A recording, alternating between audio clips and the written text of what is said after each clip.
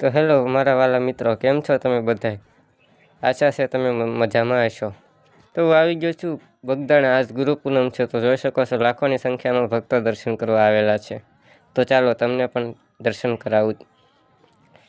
જોઈ શકો છો કેટલા બધા માણસો આવેલા છે.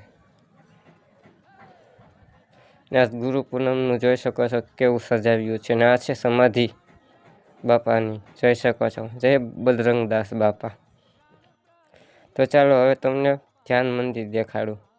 જોઈ શકો છો આ એ જ વડલો છે જે નીચે બાપા બેસીને ધ્યાન કરતા હતા. જોઈ શકો છો આ વડલામાં દર્શન પણ થાય છે બાપાના. તો જોઈ શકો છો આ વડલો તેમને જ વાવ્યો હતો. તો ચાલો હવે મંદિર તરફ. જોઈ શકો છો કેવું મંદિર છે. તો ચાલો આગળ દર્શન કરાવું તમને બાપાને. તો મંદિર તરફ જઈ રહ્યા છીએ. જોઈ શકો છો સજાવટ.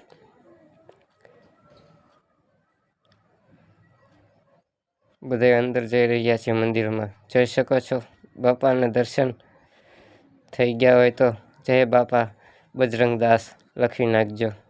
ને હવે ચાલો ઉપરના ફ્લોર ઉપર. ત્યાં ભગવાન શ્રી રામનું મંદિર છે. રામ લક્ષ્મણ જાનકી. તો જય શ્રી રામ. જોઈ શકો છો રામ ભગવાનનું મંદિર છે. અને હવે ચાલો હવે અહીંયાથી નીચે ઉતરવાનું છે. ને જોઈ શકો છો આવો કાંક નજારો છે. તો હવે ચાલો જમવા જઈએ અને પછી આગળ તમને બગડેશ્વર મહાદેવના દર્શન કરાવું. તો બન્યા રહો વ્લોગમાં. જોઈ શકો છો કંઈક આવું મંદિર છે ને આ કાંક બજાર છે. હવે જઈ રહ્યા છીએ બગડેશ્વર મહાદેવ. જોઈ શકો છો એટલી લાંબી બજાર છે અહીંયા મંદિરની એક્ઝેક્ટ સામે જ તે. તો ચાલો બજારની એન્ડ થતાં આગળ બગડેશ્વર મહાદેવ મંદિરનો ગેટ આવી જશે. તો જોઈ શકો છો આપણે હવે બગડેશ્વર મહાદેવના મંદિરે જઈ રહ્યા છીએ. આ સામું બતાવીએ છે. જોઈ શકો છો મંદિર. અને જોઈ શકો છો સામે જ કુંડ છે જ્યાં મહાદેવ બિરાજમાન છે. જોઈ શકો છો. તો આ સામે જ બટુક ભૈરવનું મંદિર છે.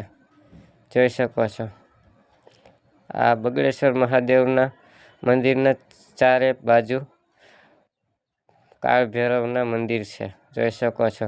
ને આ એક પહાડ ઉપર મંદિર છે.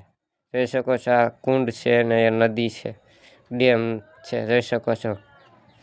તો ચાલો હવે હું પણ નાહી લઉં ને તમને બધાને જય બાપા સીતારામ ને